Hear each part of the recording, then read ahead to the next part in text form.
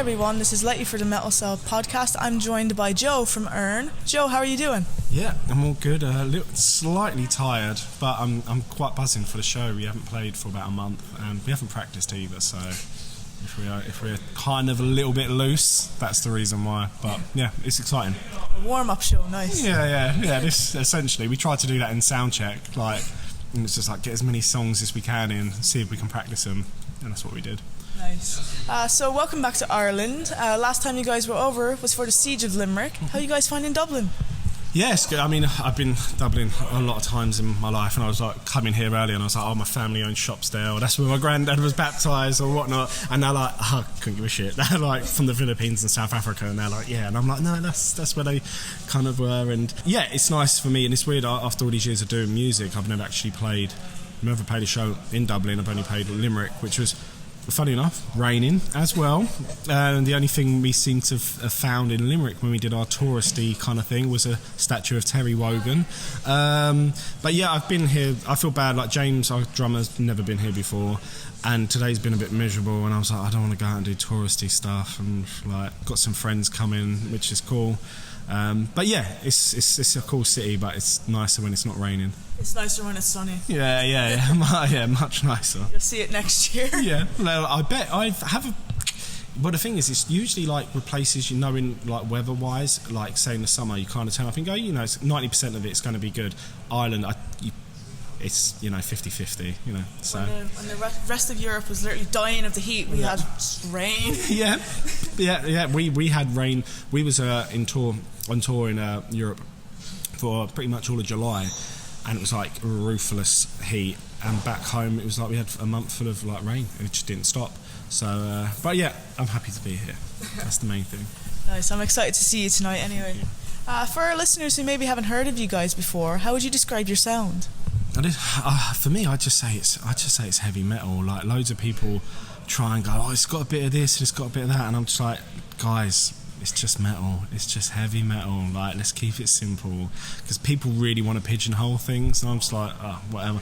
I just, we get compared to, I guess, Mastodon, Crowbar, good Metallica, come on, Gojira, but I guess Gojira reference is quite easy because we're quite close with the guys, and there's a few bands, but then we always get something different chucked in. We get like some Alice in Chains stuff, because I guess Angus's guitar writing might be a little bit more like what Lane and what Jerry Cantrell does. But yeah, we kind of get chucked with everything. But for me, it's easy to say heavy metal. Umbrella term, it's great. Yeah, cover it all. So how did the band start?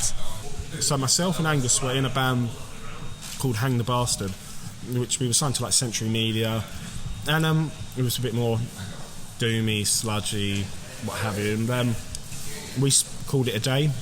And I've been in bands with Angus for like fucking 15 years or something. And I was like, should we give it a year and see what kind of happens, like see what we can do? And that was it, really. We kind of just sat on it for like a year, and we started writing. But it was just mates to write music and have fun. And then we recorded our last album. We wasn't signed, and then we got signed literally before it come out. Like we finished in the studio, and a guy at our now label was like, can I listen to it, and offered us a deal after 5 minutes, listening 5 minutes of an 8-minute song, and so yeah, and then from that moment we had to take it serious. So I'd say we formed, I think online it says like 2016, but I think it's essentially like later 2017, like properly being a proper band. But then of course you lose a year and a half because of COVID, and that's fucking done me in. So I always take a year and a half off if people ask me. I'm like, look what we've done in 2.5 years. So yeah, but end of 2017, I think. Nice. So your new album, A Feast on Sorrow, came out last month. How was the recording process for it? Yeah, pretty surreal. We flew over to New York to do it. As being in the band with my mates, like, and not my best mate, to be flying to any country anytime to do a show, be what a festival, what have you, but flying to New York to record, in Brooklyn or what have you, was pretty like, this is mad. And we recorded with Joe from Gojira, which was mad. And it didn't feel real. Well, me and Angus had met Joe once before, and our drummer, who had only joined the band about 7 weeks before, it was just like, do you want to play some festivals? because we need a drummer. And he's like, yeah, all right. And I was like, do you want to learn all this music as well? I was like, yeah, God, do you want to come to America? So he was like, fuck. And it didn't feel real until we stand outside the studio and Joe pulls up, and I was just like, that is pretty mad. That is pretty mad. And it was cool. They're like he's like the nicest guy as well, and I can see why a lot of people love him, be it for his charm or be it for how he writes music. I fell into that trap as well. I was like, what a lovely man. The French are bloody romantic, and he didn't even do anything. He just said hello, and I was like, yeah, fucking hell. I don't know if you're flirting here. And he was just like, yeah. And I was just like, I get it now. And like we kind of will walk around New York to go and get some lunch, and I was like, this guy's just got it, and he doesn't even know. He's just got it because he's just a top person. But the process was amazing. I think he was there for like 18 days, and on the way back, James had left after like 8 days, and me and Angus finished the whole thing, and we were flying back, and Angus was watching whatever film on the fucking plane, and I was just sat there like, didn't listen to music, didn't watch anything, and I was just like, didn't that really fucking happen? And I was there for like 7 hours on the plane. I was just watching Angus watch a film. It felt like I was having like a weird out of body experience, and I was just staring at him watching it, and I was like, then I got off in London, and it was just felt weird and chaotic, and I was like, oh, that's so depressing. But it was amazing, and we had a couple of days of let's pretend to be American, did the fucking NFL and did the touristy stuff, and drunk a lot of beer and ate a lot of shit food, and I loved it. How does the McDonald's compare?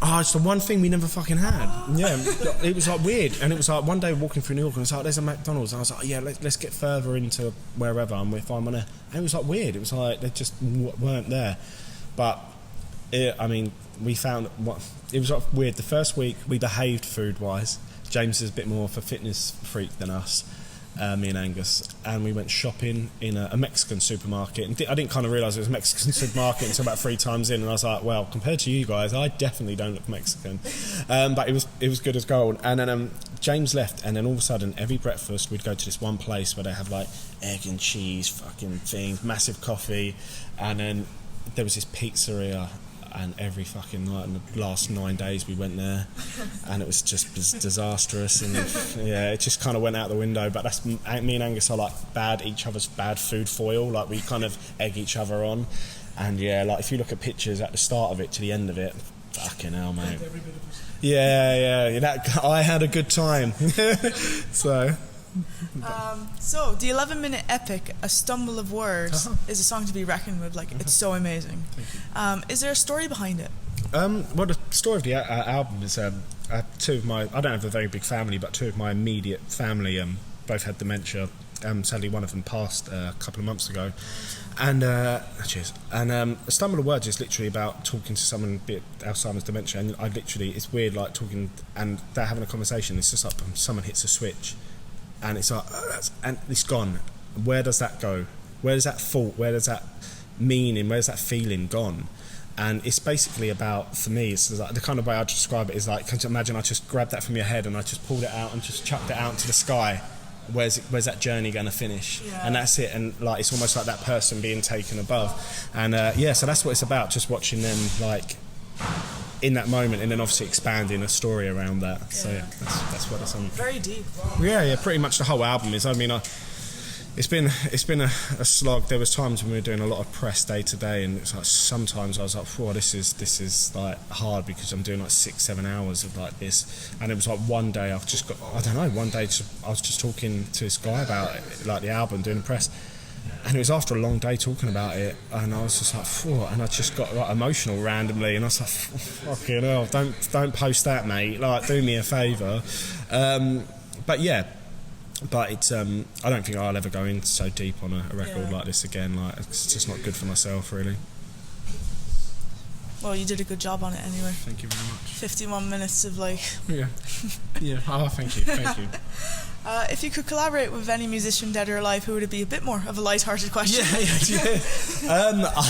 I'd love to get James Hetfield, because I'd want to hear what he could do now with a band that are actually doing stuff instead of what they're doing, sadly. I mean, Rob Trujillo's different, because Rob Trujillo and Metallica's elite. I'd love to work with James Hetfield. I'd love to see, like, I'm like, man, there must be something in there. We're not Yes Men. We're not going to tell, that's James, that riff in fucking whatever's good, because it's not. I wouldn't do that. I'd be like, come on, like, just close your eyes and pretend you're that guy again. I'd love to do that.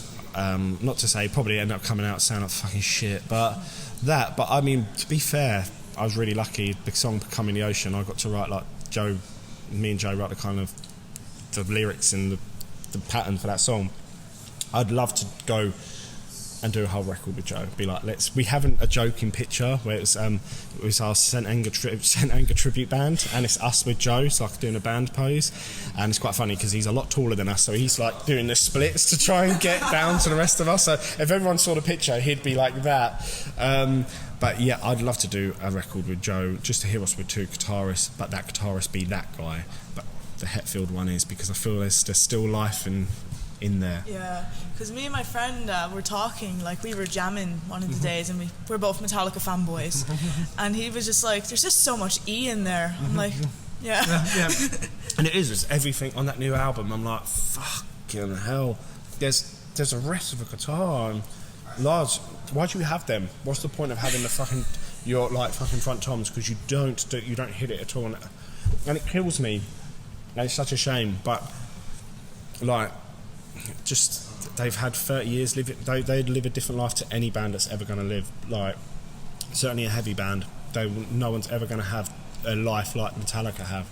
And is there a reason why they're doing it? Do they have people to go, yeah, that's great, Lars, that St Anger's fucking great? Yeah, of course. If they went and sat down with the actual fan going, come on Lars, you know, you earning fucking 50 million a year, at least try, you know. but they still made. And I always include, when people try to shit on Black Album, I'm like, trust me, ask any band, if you could have the Black Album, every band will go, yes. Because the songwriting ability on that level, different level. Like, people go, Kill 'Em All. If Kill 'Em All's not better than the Black Album, no. And the production on the Black Album is the one. But people who are like, oh, blah, blah, blah, I'm like, no, trust me, ask any band, if you could have the Black Album as your next album, yeah. Why? Because it's gigantic. Yeah. Because as a Metallica fanboy, I've never listened to Kill 'Em All in full. I can't stand the production on it. I'll only listen to a live version of it. Yeah, I get it. I mean, when I was kind of growing up, I was just like, whatever, just trying to find. It's of that 5 album run, it's probably my least favourite. But the best moments of it are still killer. But then there's stuff like, I can't stand Jump in the Fire.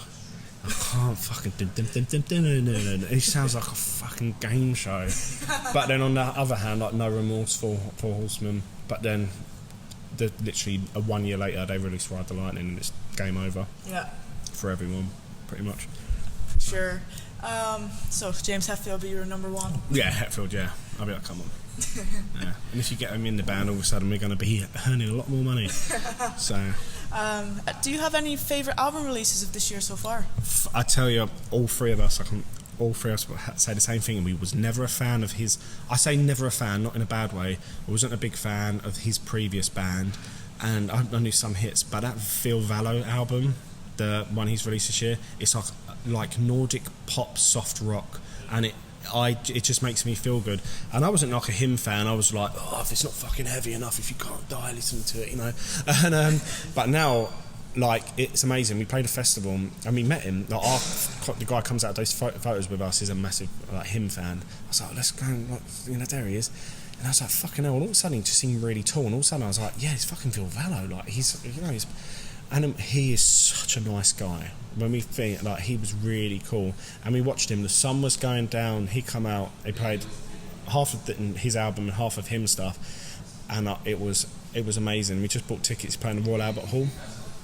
That album just makes me feel good. It's just, like I say, it's not heavy or anything. It's just, and he plays every single instrument on the album, and that's my favourite. It's more like a soundtrack to life than anything. Yeah, and every one of our bands got it, and there's a song in there, and it's a video. What they've done, they've made it look like him when he was younger, and him like with like the beanie on, a wig on, and there's something really kind of nostalgic about it. But again, I can't relate to, because I wasn't really a fan. I liked the hits that were ever shown on whatever TV. But that's one of mine. But on the other hand, I really like the Cattle Decapitation, so it's just like, you know, that. But you know, that Phil Vallo album's for me comfortably. I fucking love it. Just yeah. Nice one. Here's our last question. Do you have any advice for anyone wanting to start a band in 2023? as someone who it took a long time to get anything happening, man, like I had so many friends have their success been and gone, and I was like, I've got friends in like fucking bands like You Me at Six. I'm like, fucking hell. But just keep, if it's really what you want to do, and you can buddy up with someone who has that vision, and that's what I was lucky with me and Angus. Just never, like, I guess never give up until there's a point, you know. I feel like I was close to that point and things went right, but just get like-minded people with you, and it's not a race. You know, you don't have to be the biggest thing this year. You have to find your way, but just get some like-minded people on you to spread out the weight. For years, I took all the pressure on, but now there's less. I've never been in the band with 3 people before. It's just, you know, and we all take different things. Spread the load, but make sure everyone's common goal is the same, because otherwise you're wasting your time. And you know, I've been there before, but as well as that, fucking enjoy it. The best time I ever had was when I was like my first ever band, and it was the Innocents, before all fucking political shit got in there. Enjoy those moments, them early moments of being in your first band, because that's like, for me, I still look back on that and I will crack up. And I'll speak to randomly some of the guys I was in my first band with, and I'll be like, and them stories will never happen again, because then all of a sudden the politics and that. So just enjoy everything you do with like-minded people. That's some really good advice. Joe, thanks so much for sitting down with me.